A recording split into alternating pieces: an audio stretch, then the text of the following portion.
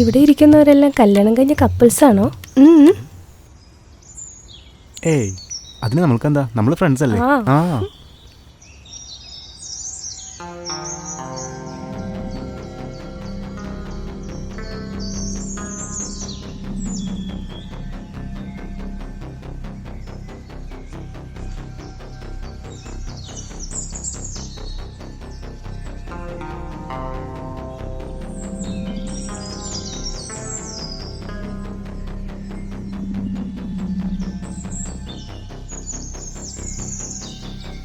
ഇന്ന് പ്രത്യേകിച്ച് പരിപാടിയൊന്നുമില്ലല്ലോ, നമുക്ക് സിനിമയ്ക്ക് പോയാലോ? അതെന്താ? എനിക്ക് അർജൻറ്റായിട്ട് വീട് വരെ ഒന്ന് പോകണം.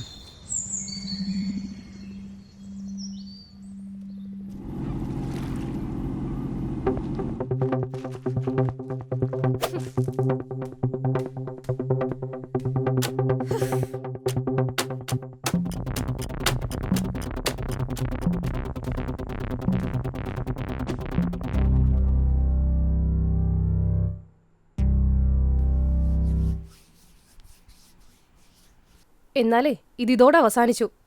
ഞാനെന്താ പൊട്ടിയാന്ന് വിചാരിച്ചോ? കണ്ടുപിടിക്കില്ലാന്ന് വിചാരിച്ചോ? എന്ത് കണ്ടുപിടിച്ചെന്ന്? വേറൊരുത്തൻ്റെ കൂടെ പോയിരുന്നിട്ട് ന്യായീകരിക്കുന്ന. അപ്പൊ ഇത്രയും നാളും എന്നോട് മൈൻഡ് ഇല്ലാതിരുന്നത് ഇതിനായിരുന്നല്ലേ? വന്നൊന്നെല്ലാം ഇപ്പം എൻ്റെ തലല്ലായോ?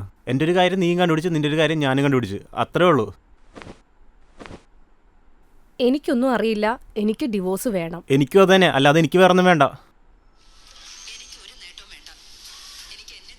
എന്താടി കേൾക്കണത്? നമ്മുടെ കുടുംബ പാരമ്പര്യത്തിൽ കേട്ട് കേൾവി പോലും ഇല്ലാത്ത കാര്യമാണ് നടക്കുന്നത്. പാരമ്പര്യമായിട്ട് നടക്കാൻ എന്താ, ഇതുവല്ല ക്യാൻസറാണ്. എന്റെ അമ്മയാക്കാൻ നിൽക്കണ്ട, ഇതിവിടെ തീർന്നു. കൂടുതൽ സംസാരമില്ല. ഇതിങ്ങനെ വിട്ടാ പറ്റില്ല. എന്തേ, അച്ഛനൊന്നും പറയാനില്ലേ? ഇങ്ങനെ ഒരു പേപ്പർ ഇതില് എൻ്റെ അഭിപ്രായം എന്താന്ന് വെച്ചാല് എന്ത്? ഇതൊക്കെ തന്നെ അഭിപ്രായം. അമ്മേ വേണ്ട, എനിക്ക് നിങ്ങൾ രണ്ടുപേരെയും വേണം. അതിന് നമുക്ക് പിള്ളേരൊന്നും ആയില്ലല്ലോ. പിന്നെ എവിടെന്നാ ഈ പിള്ളേർ പാസം കയറി വന്നത്? അല്ലെങ്കിൽ നിനക്ക് കുട്ടികളൊന്നും പിടിക്കില്ല. കല്യാണം കഴിഞ്ഞിട്ട് കുറേ ആയി. അതിന് കുട്ടികൾ വേണ്ടെന്ന് ഞാൻ പറഞ്ഞോ? നമ്മൾ ചെറുപ്പമല്ലേ, അതുകൊണ്ട് ലൈഫ് എൻജോയ് ചെയ്തിട്ട് പോരെന്ന് കരുതി. എന്തായാലും അവർ ഡിവോഴ്സ് ചെയ്യുന്നതന്നെയല്ലോ. നമ്മൾ രണ്ടുപേരുടെ ഭാവം ചിന്തിക്കണ്ടേ? എന്താ ചെയ്യാ? നമ്മൾ ഒരാളെ സപ്പോർട്ട് ചെയ്താൽ മറ്റേ ആളോർക്കും നമ്മൾ അവരെ സപ്പോർട്ട് നോക്കാം. പക്ഷെ അത് വേണ്ട, അവര് ഡിവോഴ്സ് തന്നെ ആയിട്ടെ. എടാ വന്നുണ്ട്. അയ്യോ പെട്ടെന്ന് അയ്യോ പോയി.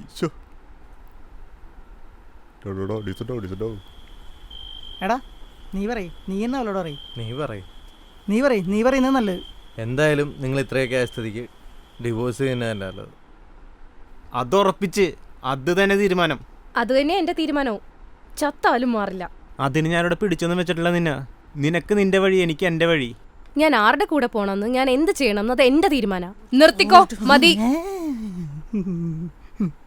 സഹോദരി, നിങ്ങൾ എന്തിനാണ് എന്റെ മെക്കിട്ടേറുന്നത്? നിങ്ങളല്ലേ പറഞ്ഞത് ഈ വീട്ടിലെ എല്ലാ ബാധയും ഒഴിപ്പിച്ചെന്ന്. അതിന് ഇവിടെ ഇപ്പൊ അതിനേക്കാളും വലിയ ബാധയായി. ഓ ദാറ്റ് ഓക്കേ. കേട്ട സഹോദരി, ഇതൊരു പ്രശ്നമില്ല. നമുക്കൊരു 10,000 പ്രാർത്ഥന നടത്തിയാൽ മതി, എല്ലാം ഓക്കെയോ. അത് പാസ്റ്ററിന്റെ പ്രശ്നം തീർക്കാനല്ലേ? ഇതെന്തോ വലിയ പ്രശ്നമാണ്. എന്ത് പോസാത്താനെന്നോ? അല്ല, എവിടെയോ കണ്ട മാതിരി. നിങ്ങളല്ലേ പറഞ്ഞത് ഞാനും ഹസ്ബൻഡ് 100 വർഷം വരെ ജീവിക്കുന്നു. അതിനിപ്പെന്തായി? ഓ, വല്ല കല്യാണമോ പ്രശ്നം വെപ്പിക്കലോ ആണെങ്കിൽ പറ. അല്ലാണ്ട് കണ്ട അവിഹിതത്തിനൊന്നും ജ്യോതിഷത്തിൽ പരിഹാരമില്ല. കോവിഡ് വന്നു, പ്രളയം വന്നു, നോമിന്റെ വിലയിടിഞ്ഞു. അല്ല, അതെങ്ങനെ മനസ്സിലായി? എന്താണ് കുട്ടിയെ? ഓ, നോമിന് കാര്യങ്ങളൊക്കെ അങ്ങ് മനസ്സിലാവും. ഇതൊക്കെ ട്രെൻഡല്ലേ? നോം വിലയുള്ള ഒരു കാര്യം അങ്ങോട്ട് പറയാം. എന്ത്?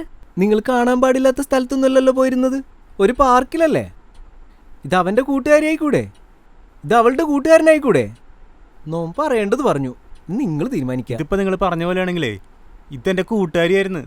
അങ്ങനെയാണെങ്കിൽ നിങ്ങൾക്ക് അത് പറഞ്ഞാൽ പോരായിരുന്നോ? ഞാനും എന്റെ ബെസ്റ്റ് ഫ്രണ്ടിന്റെ കൂടെ പോയത്. അതിപ്പോ വലിയ വലിയ പ്രശ്നങ്ങളൊക്കെ പോയത് നീയല്ലേ? ഞാനോ? നമ്മൾ രണ്ടുപേരും കൂടെ അല്ലേ? ഇനി എന്തായാലും നിങ്ങൾ പറ. നിന്റെ അഭിപ്രായം പറ. നിങ്ങൾ പറ.